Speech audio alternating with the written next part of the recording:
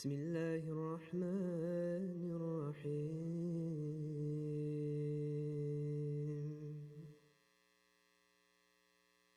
سبح لله ما في السماوات والأرض وهو العزيز الحكيم.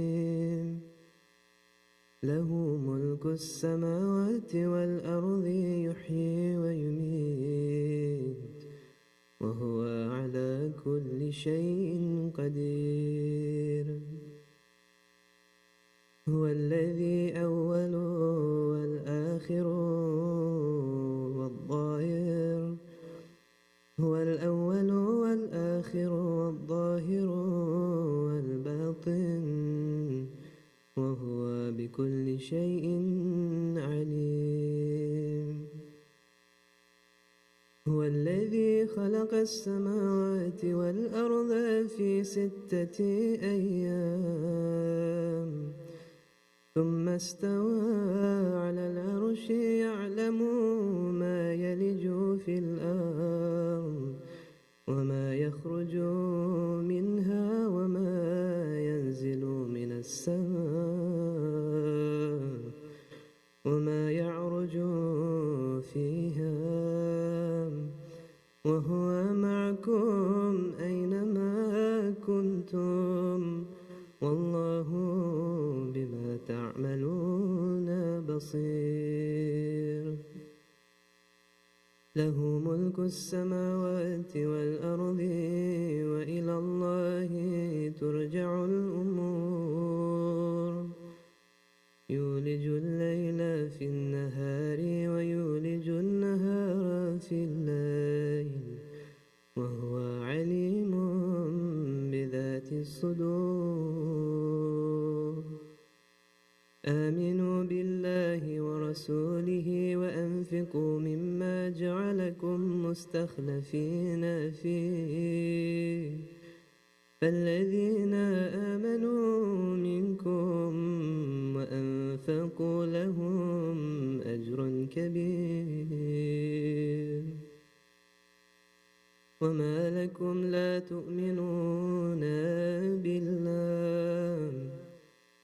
تؤمنون بالله والرسول يدعوكم لتؤمنوا بربكم وقد أخذ ميثاقكم إن كنتم مؤمنين.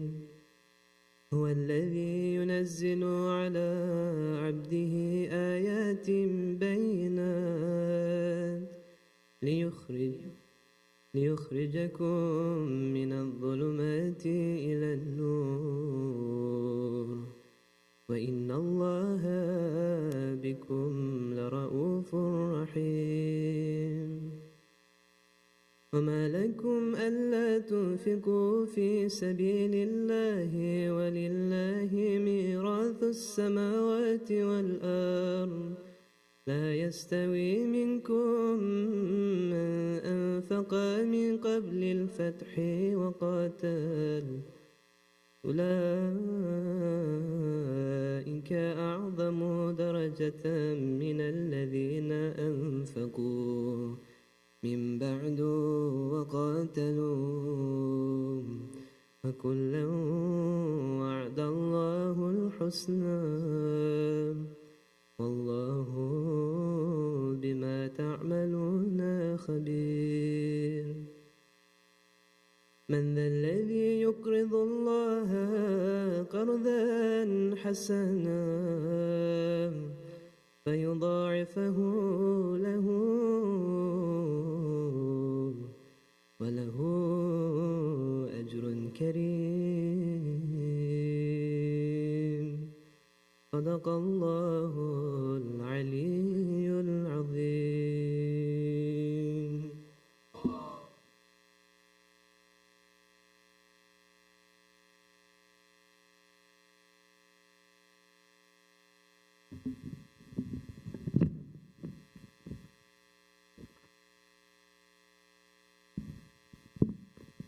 Assalamu alaikum, brothers and sisters.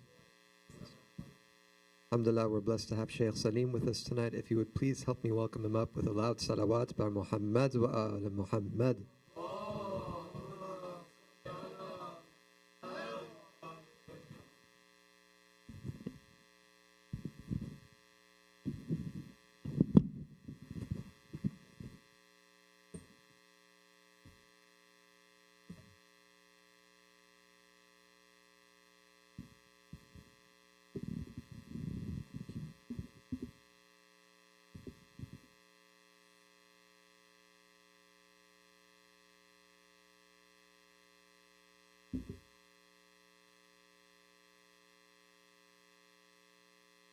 أعوذ بالله من الشيطان الرجيم بسم الله الرحمن الرحيم الحمد لله رب العالمين لا حول ولا قوة إلا بالله العلي العظيم والصلاة والسلام على أشرف الأنبياء والمرسلين وخاتم النبيين وسيد المرسلين أبي القاسم محمد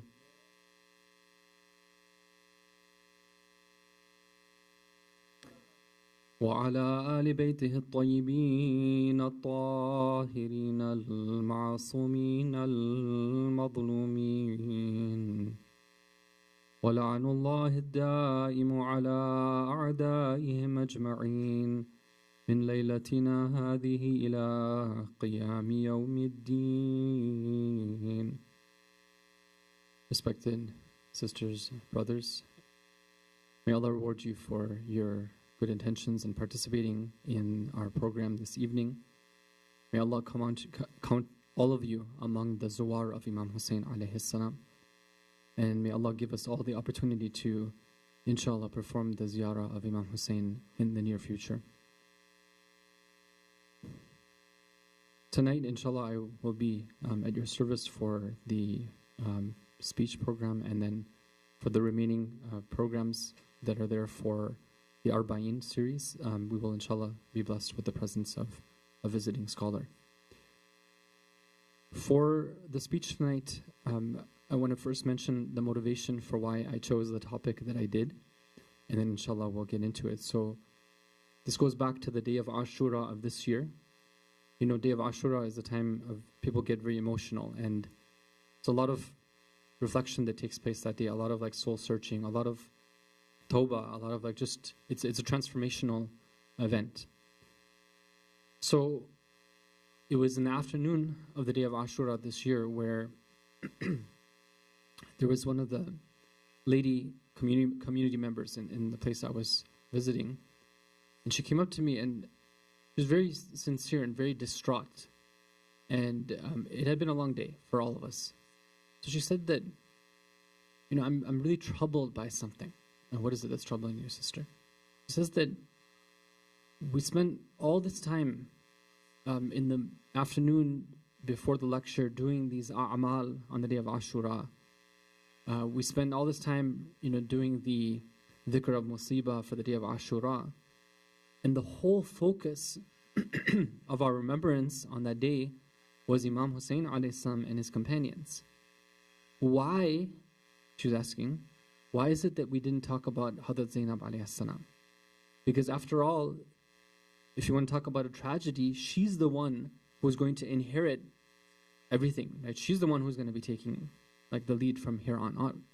So why aren't we like, you know, giving our solace to her and remembering her and sending our salam to her?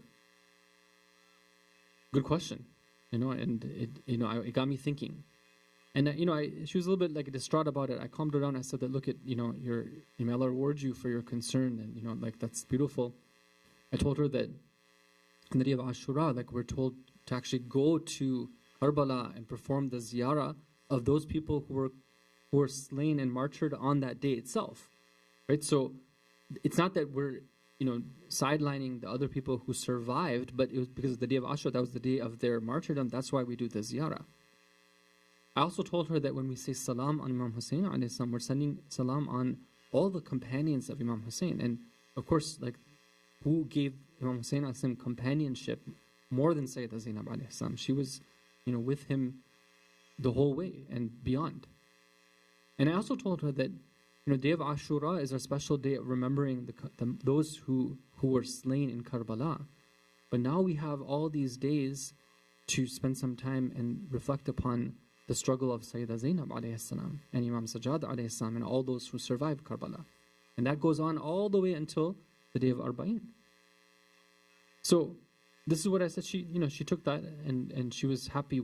You know, it seemed like she was satisfied with the answer. But personally, you know, I kind of felt a little bit myself, a little bit, you know, taken aback that, and maybe I started to think that, have I done justice myself when it comes to my personal, you know, exploration of the life of Sayyidah Zaynab alayhi salam and who she was and what she stood for?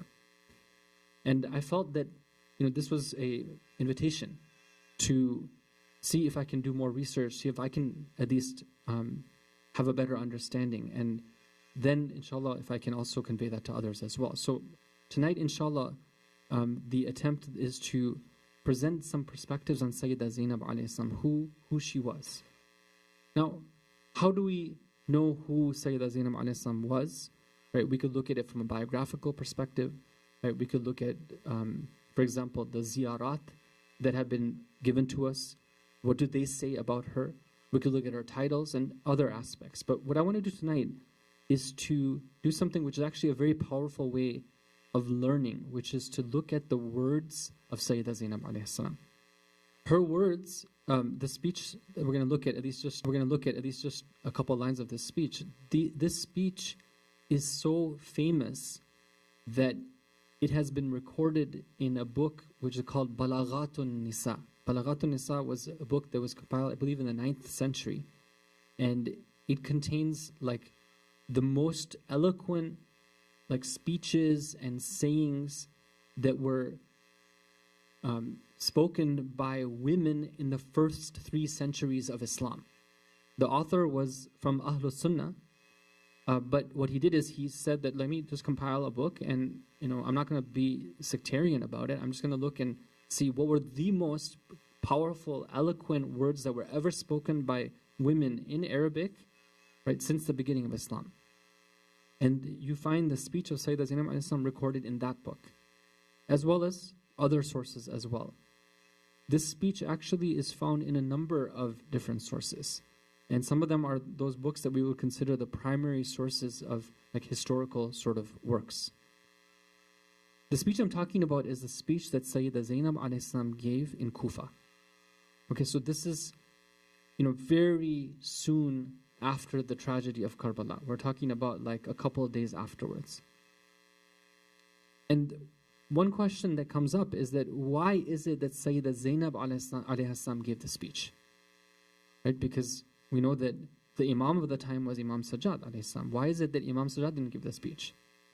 So we're told that some of the narrations say that Imam Sajjad alayhi salam, so what happened is that the prisoners, the captives were taken to Kufa. When they came upon the people of Kufa, there was a massive celebration taking place.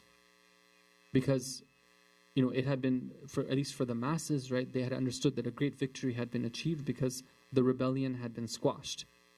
So imagine like one of those festive days, kind of sometimes in the small towns they have like this day where everyone gets out and they do like, they're all partying, everything. It's one of those things. When they get there, Imam Sajjad alayhi salam, according to some of the reports, like, he makes a comment, but that's it. Like it's one line.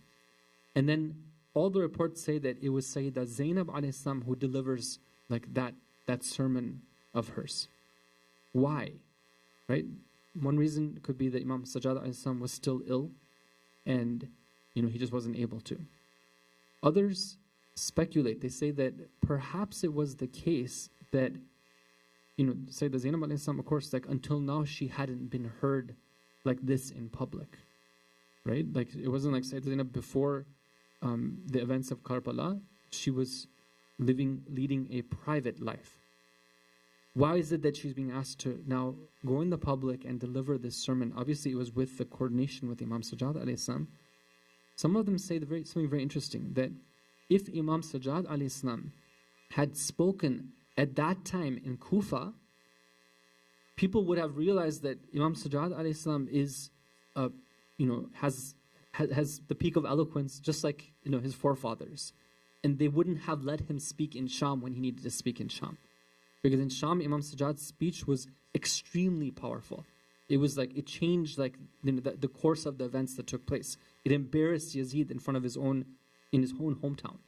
Right? It was like the best weapon that the Ahlul Bayt had was that speech of Imam Sajjad in Sham. Now, if he had been known to be Imam Sajjad with all of his eloquence before that, maybe that wouldn't have taken place. So that's what some of the scholars say.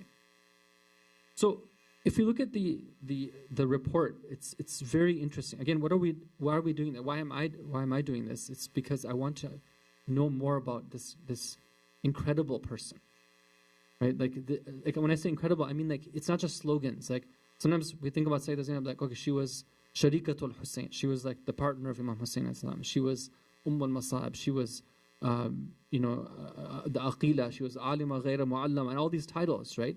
But what we want to do is, can we go beyond the titles, or can we have some depth that will help us understand even deeper what those titles actually mean and what they convey? So let's look at this tradition. It says that, the narrator says that on that day, I looked at Zaynab, the daughter of Ali. Okay, this is the day that the prisoners are being marched into Kufa.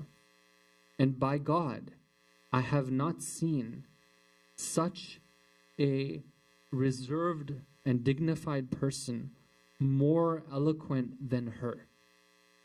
Okay, like her dignity was something that radiated from her very being. That anybody who saw her they realized that this lady is not an ordinary lady.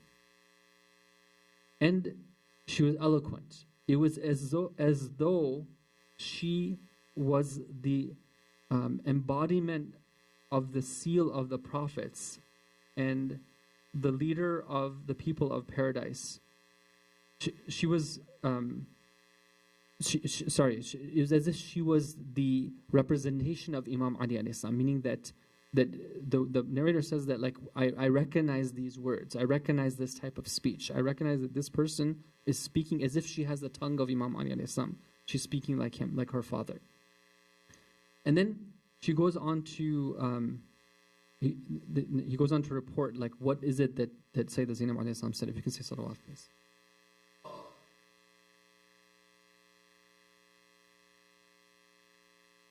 So it says that I saw in her the eloquence of the commander of the faithful, Ali ibn Abi Talib. Now, what does she do? She motioned to the people to become quiet. Now, when there's a party going on, and you just make a motion to people to be quiet, people will tend to ignore the person who does that, right? Because what does that mean, right? Somebody motions, and other people are busy, like, reveling in their party. But imagine the strength of this person, where she can, with a single motion of her hand, quiet an entire crowd. I remember some of my teachers, like in one of the classes that we took, like one of my teachers, he was a master of Arabic, like literature and grammar and eloquence. I believe it was him who mentioned that this was an example of like a karama of Sayyidah Zaynab alayhi salam. Like it was one of like a miracle type of thing, that you can silence an entire crowd just by who you are and that motion of your hand. And he says that when she did that, the breathing was reduced and the bells became still. People were ringing the bells because it was like part of a party type of scene. And then imagine that when you're really like concentrating and you're really like taken aback, then your breath sort of like is captured. That's what she was able to do with a single motion of her hand.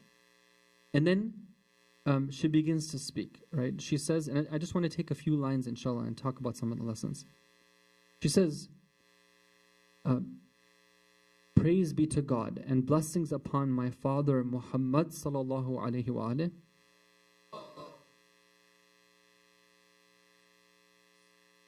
and upon his pure and righteous family. Okay, now, if you think about it, that right there is itself enough to make those people realize the error of their ways.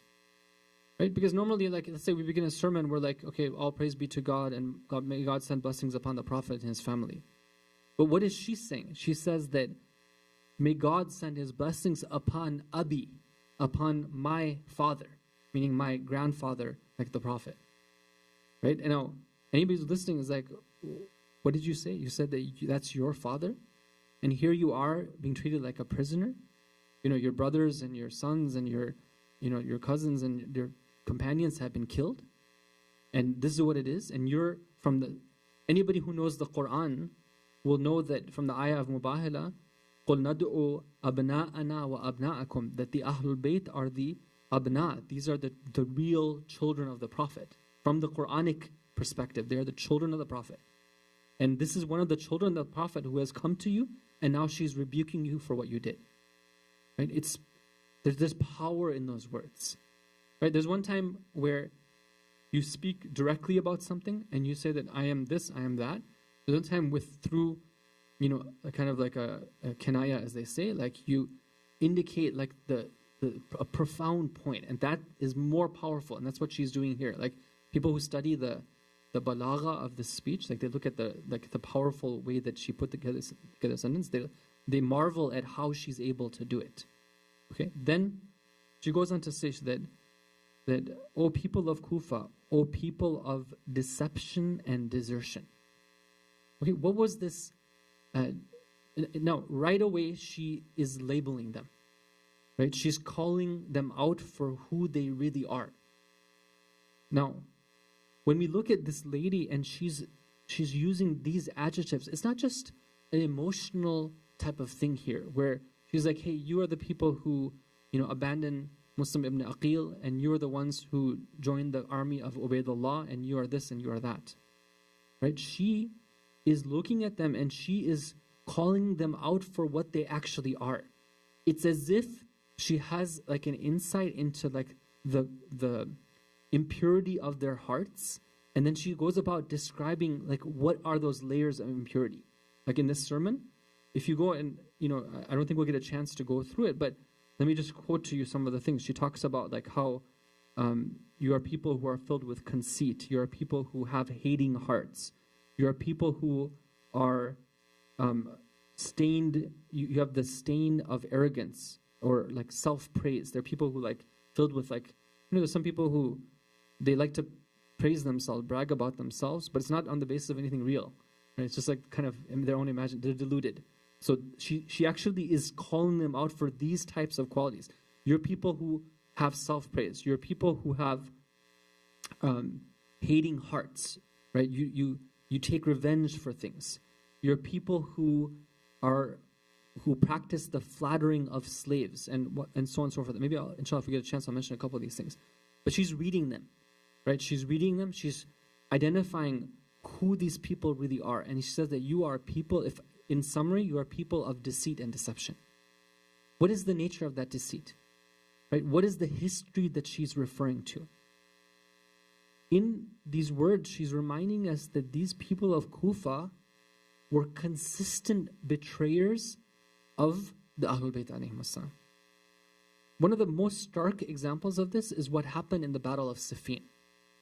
The Battle of Siffin, Imam Ali alayhi salam is going to put down this rebellion from Sham, right, Muawiyah, and he had 20,000 soldiers with him. It was something that he should have easily been able to take care of, right? But his people were making excuses, this, that, and whatnot. So it took some time, but they were about to, basically, it was on the last stage of the battle. Like it was about to be over.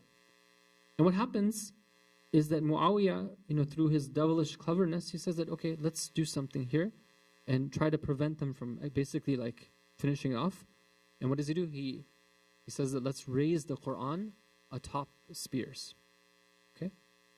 Now, when he does that, suddenly the army of Imam Ali Islam loses their motivation to fight. Okay, what's going on here? Right? What happened? Right? Imam Ali Islam talks to them. And he says things, if you go and study this, it's incredible. First of all, Imam Ali Islam, before the battle began, he sent a letter to the army of Muawiyah, and he says that I am calling you, I'm inviting you, let's settle this through referring to the Quran and to the Sunnah of the Prophet. What he's saying? He's saying that, look at, this is the path that I want. I want to take the path of the Quran and the path of the Sunnah of the Prophet. Right? Come, let's talk about it. Let's avoid the bloodshed of Muslims. This is the only way we're going to be able to do it. But they refused. Muawiyah wrote him back something. He didn't even respond to him. He wrote some poetry where he basically said that like the only thing I'm going to do right now is slaughter some necks. Like I'm looking to like basically take swords and slaughter. I mean, very like that type of response, right? So they engaged in battle.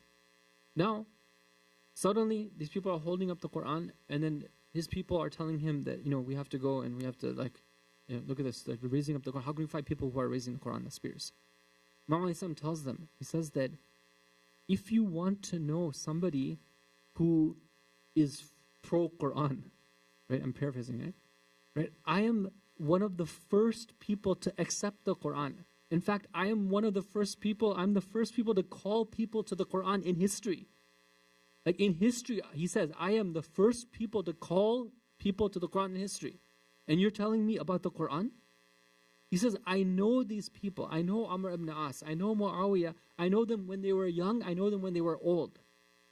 And they haven't changed. Like this is recorded in this video. He's like, they haven't changed. They don't have anything to do with the Quran. They don't have anything to do with the deen. Don't be fooled by these people. What they're calling to you is different than what you want. And what did his people respond to him? They said that we're giving you three choices. Either we're going to hand you over to Muawiyah, or you accept this truce sort of thing for calling for a truce, or we're going to send you to the same fate of the third Khalifa. You know what happened to the third Khalifa is that his house was surrounded, and he was basically in what is it called when you embargo? Embargo? Siege. It was a siege on his home, and eventually he was killed. Right? Same thing for you.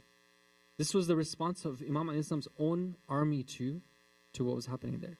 Now, if we look at this, right, and Sayyidina Zaynab alayhi salam, of course, is speaking from the perspective of somebody who has a deep understanding of what these people did, and then the effect of their actions on who they have become. This is the interesting thing here, is she has this whole perspective in mind. When you look at this, we see that the whole like kind of, if you wanted to characterize like these people from Kufa, not everyone, of course, there's a good number of the Shuhada of Karbala who were from Kufa, and they were, people like Habib and Muslim and many others, right? They were staunch companions. They did the right thing at the right time. But on the whole, right, if you want to look at what was their characteristic, it was a characteristic of jahl, right? It's just lack of using the intellect when you're supposed to use it. Right? Here, Imam alayhi salam is the person who's the walking and talking Quran, and here you are, you're fooled by this ruse. Okay, what's wrong with you? Here, Ammar ibn Yasir, radiallahu an, was the well-known companion of the Prophet, who the Prophet had told that people that the fi'atun baghiya, that group which is like the rebellious group, they're going to kill him. Right? And so when Ammar ibn Yasir was on the side of Imam al-Islam against Muawiyah's army, people started to talk. They're like, hey, where's Ammar? Right? We're confused on where the right is and wrong is, but I know that Ammar is on the side of Imam al-Islam, so we need to join Imam al-Islam. What did Muawiyah tell them? Muawiyah told them that no, you know who's the fi'atun baghiyah? Who's the rebellious party? It's the people who brought Ammar to fight in the battlefield. Right? Meaning it's Imam al-Islam himself, because he brought him to fight. And some of these people who were thinking before that they need to join the army of Imam al-Islam, they were satisfied with that logic. Right? What kind of thinking is it? What kind of shallow thinking is this? Right? Sometimes we see Muslims, they're fooled by the same type of shallow thinking and logic. Oh, we got an invitation from the White House to have iftar. Right? They're going to break bread with us. They're going to give us free food. Right? They're going to take pictures. We're going to take a photo of pictures with the President of the United States. So we can forget about all the children that he's killed, and all the Muslims and all the brothers and sisters whose homes he's destroyed, and all the blood on his hands and those of his like buddies and the G9 and the I don't know what and all those things, and just say, okay, because he's giving us free food, we're going to join him. MashaAllah. Right? These type of things happen. You have some of the tyrants of the time, right? They leave this world, and instead of thanking God that this force of evil has left this earth, you see some Muslims saddened, right? They're like, as if like they've lost a family member in some cases, right? Inna lillahi wa inna ilayhi raji'un. And it's like, what kind of shallow thinking do you have? Right? Why are you fooled by like things like social media posts and photo ops and like, oh, they had such a wonderful personality, right? Such a sense of humor, right? Okay, let's say that the tyrant has the best sense of humor, right? They know how to joke. Okay, who cares, right? They're a tyrant. A tyrant is a tyrant, no matter what clothes they wear. Right? It reminds me of that saying of Malcolm X, rahmatullahi alayhi, that the oppressors will they'll make you believe that they're your friends, right? I mean, these type of things, you see that happening even today. People who have shallow thinking. It happened back then at that time as well, that these people of Kufa were so easily taken by this logic. In the Battle of Siffin, okay, now it comes time that Imam Islam realizes that these people are not going to accept anything else except for the arbitration, right? A truce. So now, who's going to perform that arbitration? From the side of the enemy and from Muawiyah's side is Amr ibn As. Amr ibn As is a seasoned politician, an eloquent spokesperson, and he's 100% devoted to the cause of Muawiyah. That's on one hand. Who is a match for him on the side of the Muslims? The only person, of course, save Imam Ali salam and Imam Hassan, Imam Hussein, right? In terms of his companions, the one who was the best suited for this was Abdullah ibn Abbas. Somebody who had been trained by Imam Ali salam himself. He was a student of Imam Ali salam. He was a person of intellect. He wouldn't be fooled by ayat of the Quran. But what do Imam Ali's his own people, what do they say? They say that no, we have to choose Abu Musa al-Ash'ari. Why? Because he's from Yemen. And Yemen is from the south part of the Arab lands. And we can't have both Amr ibn As and like Abdullah ibn Abbas, who are both from the north, right? We gotta have somebody from the south. Okay, so you're pinning the whole future of Imam Ali Islam's Khilafah and the whole future of the Ummah on some tribal type of affiliations. Right? Does that make sense to anybody? Of course, it's just silliness. When Abu Musa al-Ash'ari finds out that he was chosen to be the arbiter, what does he says, Inna lillahi wa inna ilayhi raji'un.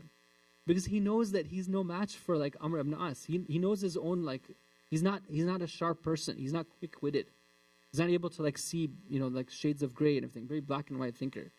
And he's the one who's chosen. And not only that, in the battle of Jamal and in the battle of Siffin, Abu Musa al-Ash'ari had abandoned the cause of Imam Ali Islam.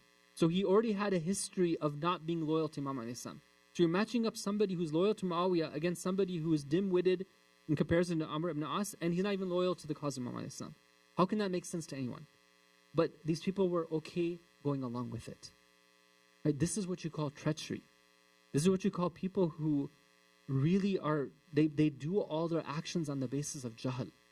Right? They don't think about they don't have purpose. They're not people of principle. And that's why we see that Sayyidah Zaynab alayhi salam, right afterwards, what does she say? She says that, do you weep? Do you weep? May the tears not cease to flow, the lament not abate. Meaning what? Meaning that now you're crying. Okay, keep on crying. You don't have any reason to be happy because you deserve to be sad because of your own crimes. Now, just to point out here that these were people who just a moment ago were celebrating. Then with the movement of her hand, they are able to suddenly just be silent. And then after 2-3 sentences, now they're weeping. This is power. Right? This is somebody who has extraordinary power. And sometimes, of course, we as Muslims and Shias of the Ahlul Bayt, we have great appreciation for Zaynab alayhi salam. But when you see some of the non-Muslim academics, when they discover the treasure of Sayyidah Zaynab alayhi salam, they can't stop praising her. Right? I'm looking at one book right now written by one of them. He's an academic, and it's just you think that in some cases he might have more praise for her than sometimes people who are ignorant from the Shia tradition. Because they when they study what she did and how she did it and her words, they're like, this is not an ordinary person. Right? So then, what does she say? She says, truly, your likeness is similar. And then she quotes the verse from the Quran. Unto her who unravels the thread after she has made it strong, to thin filaments, making your oaths a deceit between you. Yeah, I'm moving towards an end, inshallah, so we'll be wrapping up soon here. So, what is she talking about? She's talking about a parable that many of you have heard before. You're familiar with this from the Quran. It's a parable of this lady who was famous, in the time of the pre-Islamic period. It seemed like she was mentally ill. She had her servants. What they would do in the first half of the day, they would take wool and they would wrap it together to make threads, because in order to make clothes or whatnot, you need a thread. For the second half of the day, she would take that thread that she had woven together and they would undo it. The same thread that they had done, they would undo it. And the next day they would go and they would do the same thing again. The Quran uses this parable to describe people who have this tendency of they're not people of principle. What do?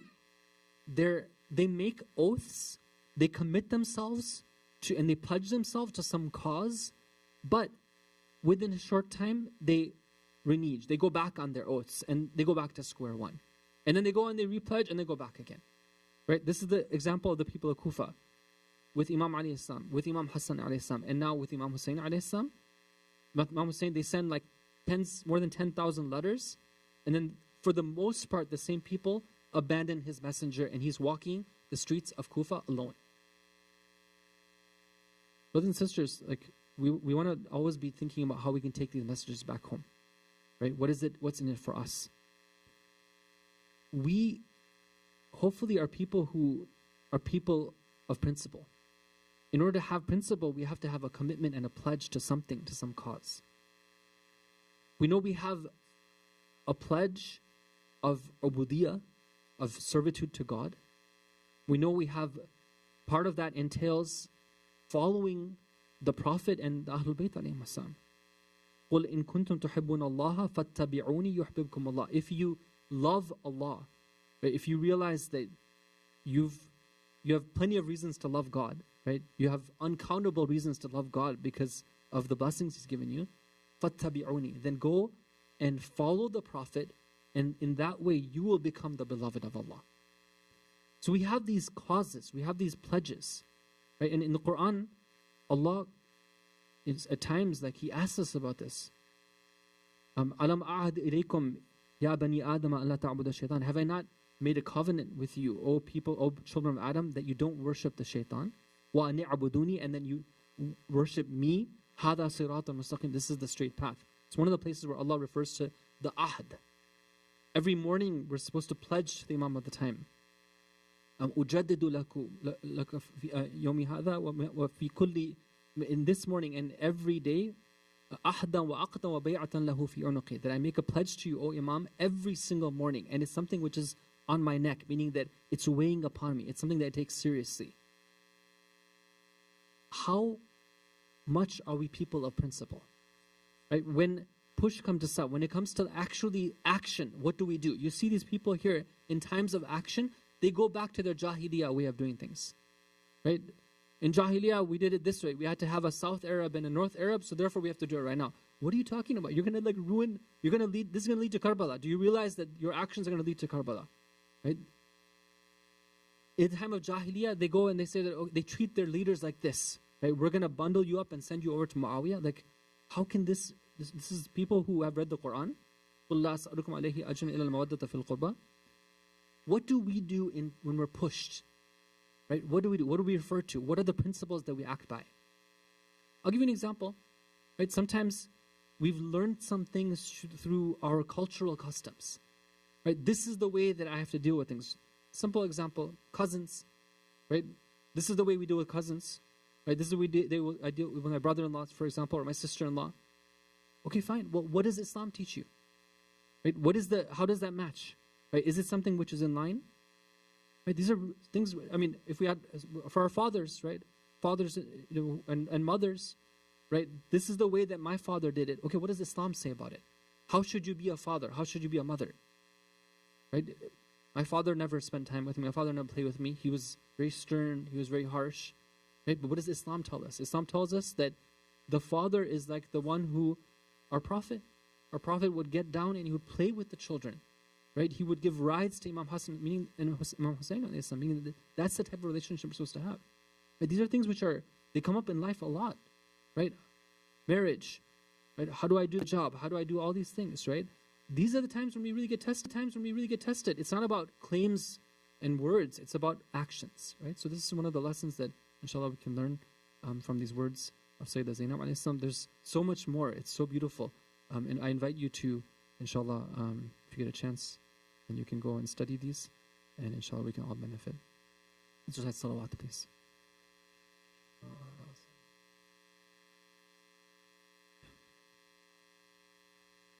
Inshallah, I'll mention from Masayib, there's one or two incidents from the life of Zaynab alayhi salam. Sallallahu alayka ya Aba Abdullah, Sallallahu alayka ya ibn Rasulillah, صلى الله عليك وعلى الأرواح التي حلت بفنائك يا ليتنا كنا معكم فنفوز معكم فوزا عظيما. Peace and blessings be upon you, O Imam Hussein, and upon your noble companions. Peace be upon you and upon your sister Zaynab. Peace be upon you, O noble soul, and upon those who gave their lives and sacrificed for your cause. If only we could have been with them and attained that great victory alongside them. There was once a great scholar who was very fond of the Ahlul Bayt. Every week he would make sure to have a session of Masa'ib.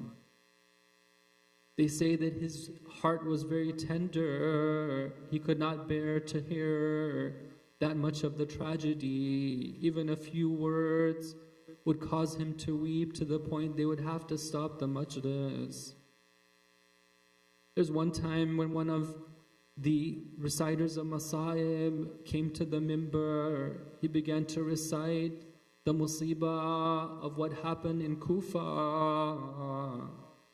You see, brothers and sisters, sometimes we weep because of the tragedy that was inflicted upon the companions, how they were merciless, how they slaughtered them, how they slaughtered even the children, and that surely is sad. But sometimes we weep because of how they trampled the values of truth and justice, the values of modesty, the values of the Ahlul Bayt alayhim as-salam. This reciter of Masa'ib began to recite the musibah of Sayyidah Zaynab alayha salam. He says that when it came to the court of Kufa, دخلت Zaynab bintu Ali. Zaynab, the daughter of Ali, enters the court of Kufa. وهي تستر وجهها بقمها. What is Zaynab alayha salam doing? She is covering her face with the sleeve of her dress. When the great scholar heard this, he began to weep. His tears were uncontrollable. What is he crying for? Brothers and sisters, do you see the injustice? This is the daughter of Ali and Fatima. This is the daughter of Rasulullah. This is the sister of Imam Hassan and Imam Hussein. She is looking for a way to hide herself amongst the crowd. She does not want to be seen. What have the people done? How much injustice is being done to the Ahlul Bayt alayhim as-salam? How their rights have been trampled, how they have been disrespected. One of the narrations say that she was moving from here and there, trying to hide herself so she would not be seen by Ubaydullah ibn Ziyad, la'natullahi alayhi. ألا لعنة الله على القوم الظالمين وسيعلم الذين ظلموا أي منقلب ينقلبون. We ask Allah Ta'ala to accept this majlis from us. May Allah Ta'ala give the reward of it to the marhumin of all the sponsors and to all of your marhumin and marhumat. May Allah Ta'ala help us to be those who carry the mission of Imam Hussein alayhi salam and the mission of Sayyidah Zaynab alayhi salam, and be those who can, inshallah, pass over that flag to the Imam of our time, inshallah, in our lifetimes. May Allah hasten his reappearance. Wa sallallahu ala Muhammad wa alihi tahirin.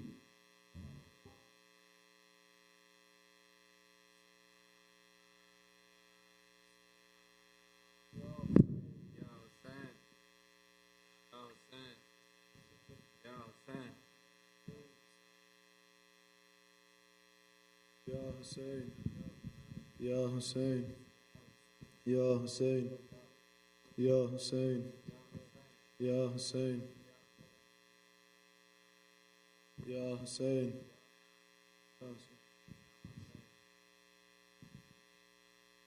Zaynab, run to him, Zaynab, run to him, Zaynab, run to him, see him one last time, Zaynab, to him, Zaynab, run to him, Zaynab, run to him, see him one last time.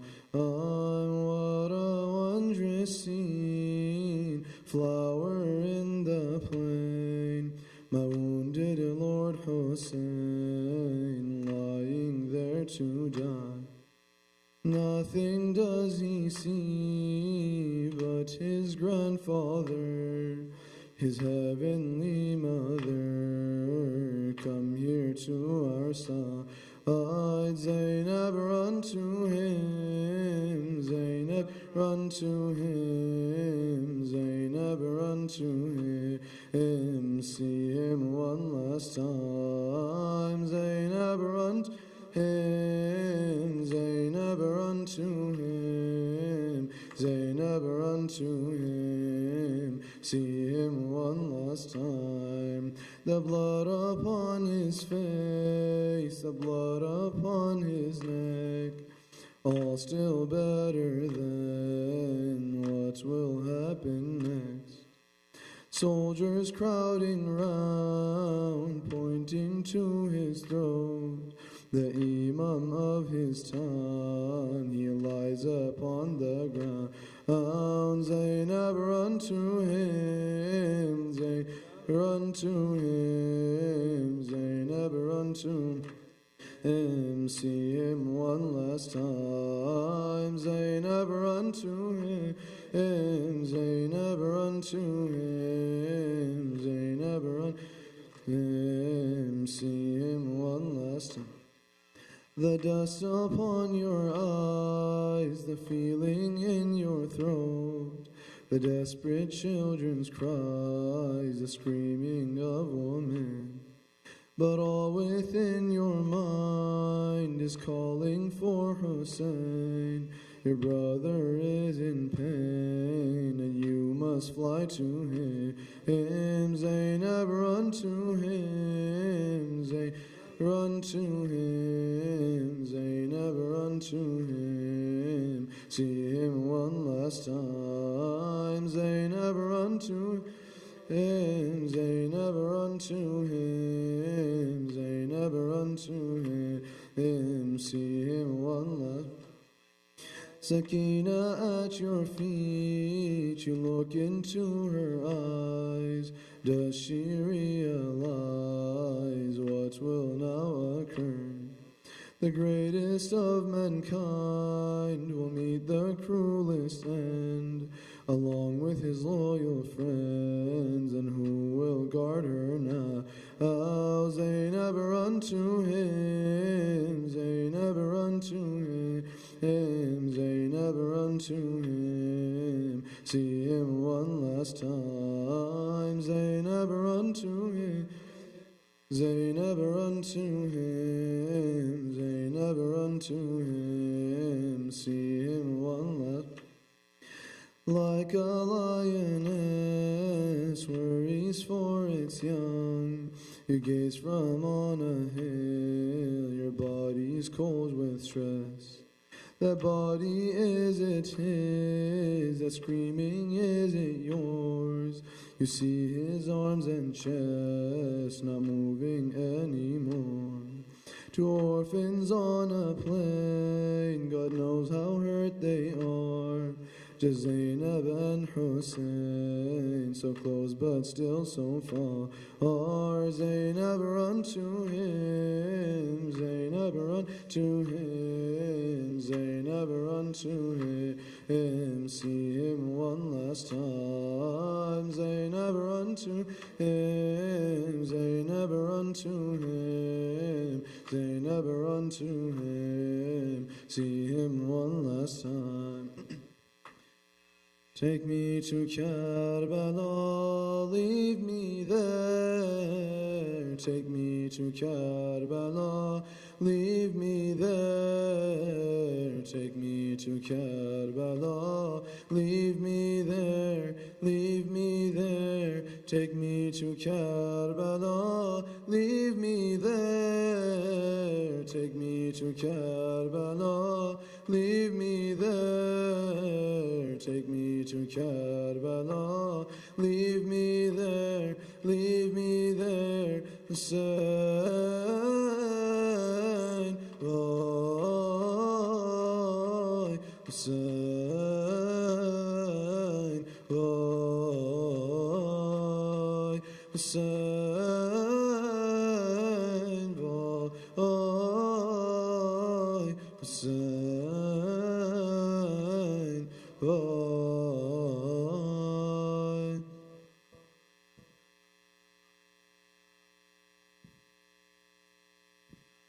السلام عليك يا رسول الله، السلام عليك يا أمير المؤمنين، السلام عليك يا فاطمة الزهراء سيدة نساء العالمين، السلام عليك يا حسن المجتبى، السلام عليك يا أبا عبد الله الحسين، السلام على الحسين وعلى علي بن الحسين وعلى أولاد الحسين وعلى أصحاب الحسين وعلى أختك زينب وجميع شهداء كربلاء ورحمة الله وبركاته.